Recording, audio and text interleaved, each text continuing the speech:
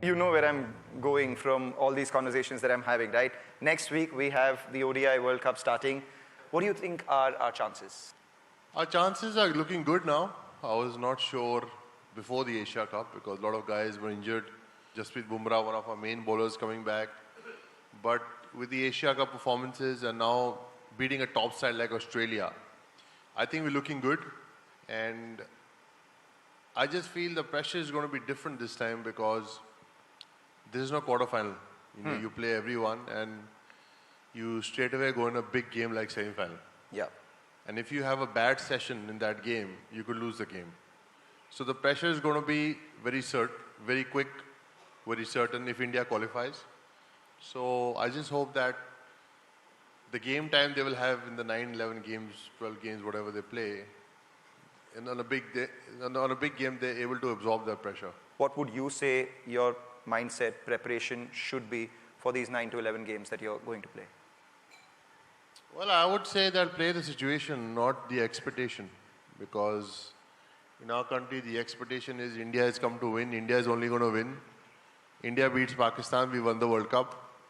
You have to realize that people expectations always, they want their country to win because they will expect that from you because you're one of the best teams in the world. But the point is that if you are good enough to play the situation and sail through, I'm sure you will end up playing the World Cup final. Let me put you on the spot then. Your top 4 semi-final teams would be? Obviously India, I think Australia. So there is England, New Zealand and South Africa. I would probably say New Zealand and South Africa. New Zealand and South Africa. So India, Australia. I would pick 5.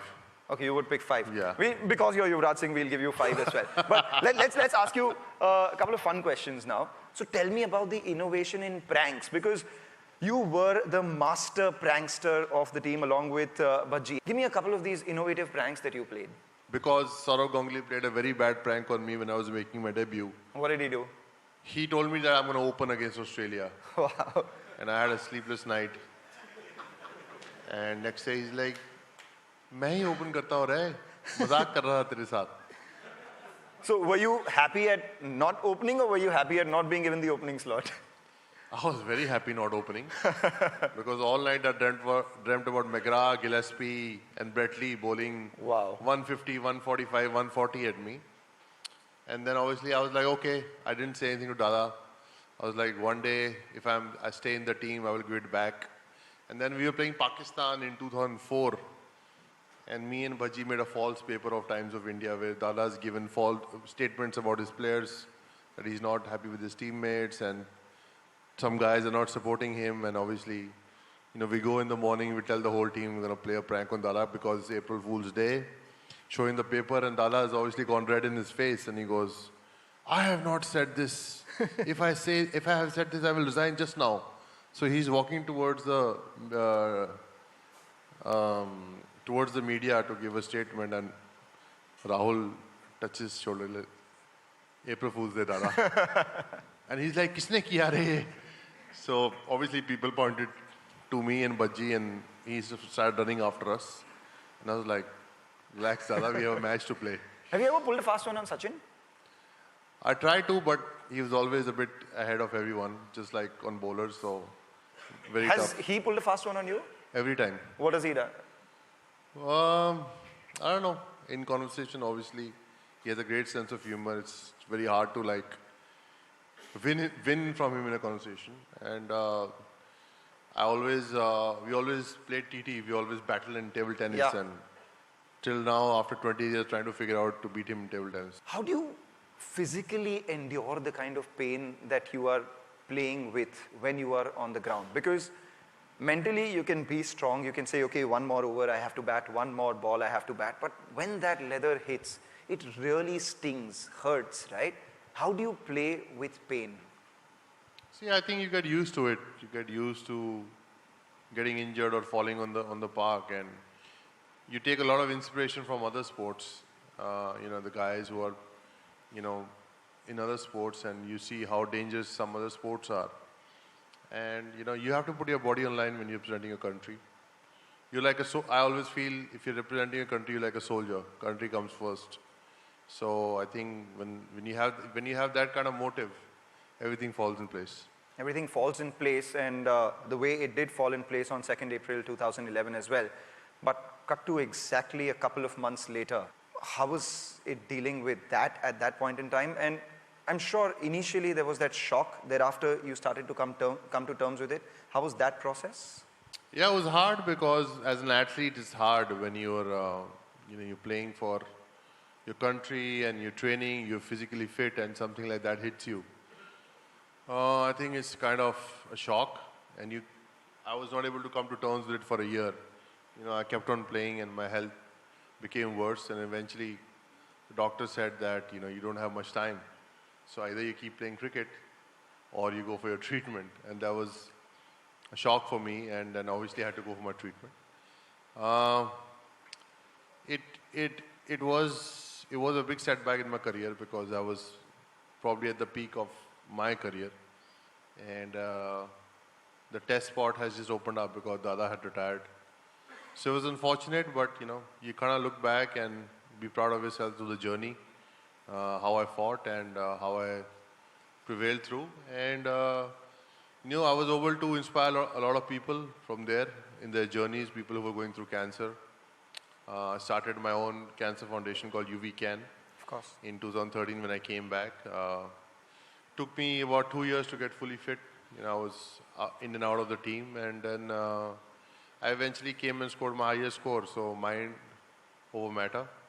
And and here I am. Here you are. I mean, a huge round of applause for just being able to step on that field once again, and thereafter, make your highest ODI score post that 150. That was just incredible. In fact, you've described your life as a series of the letters C.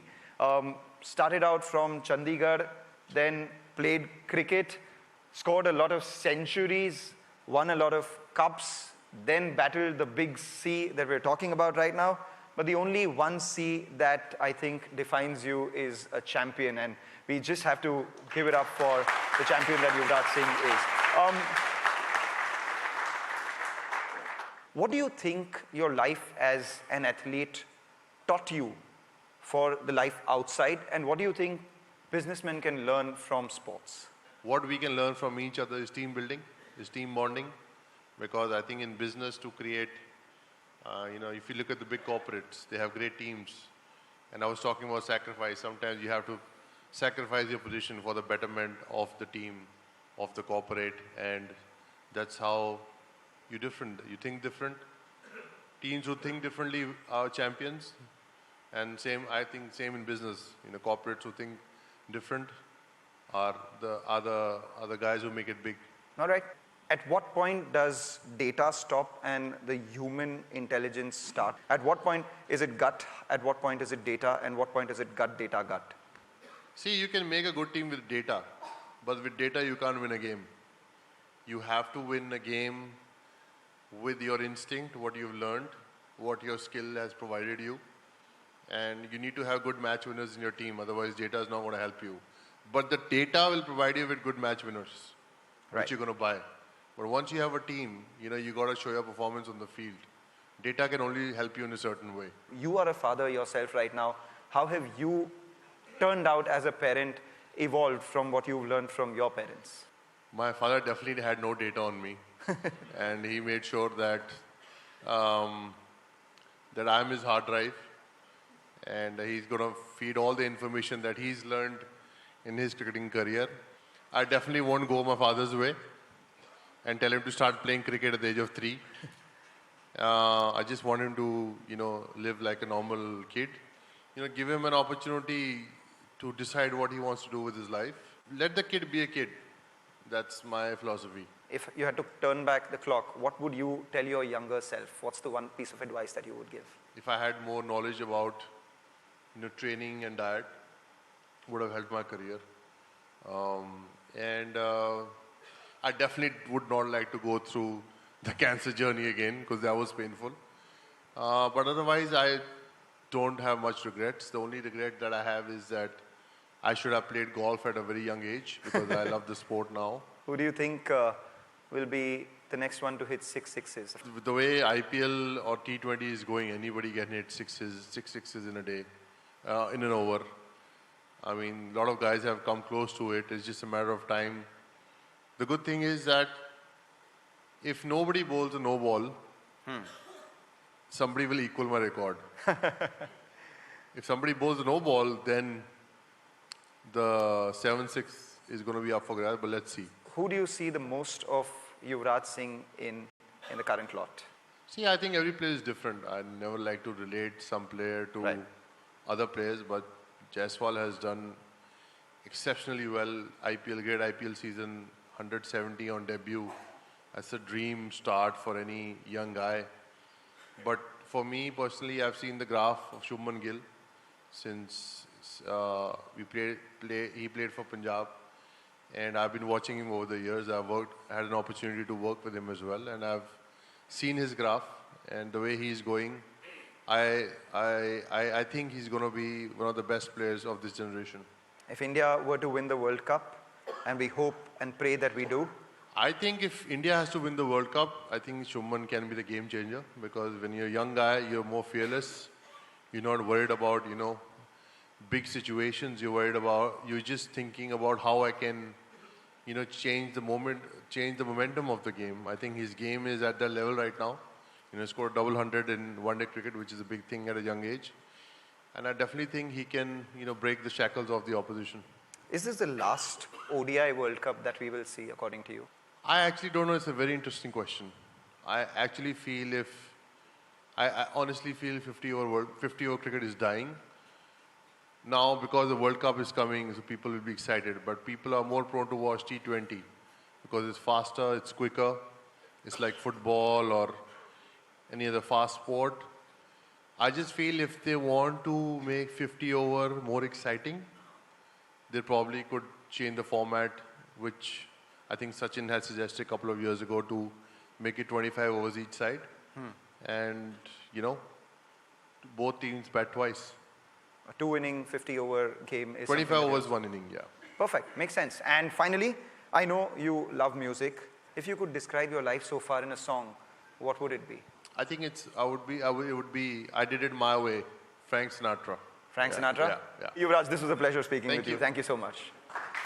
This was great.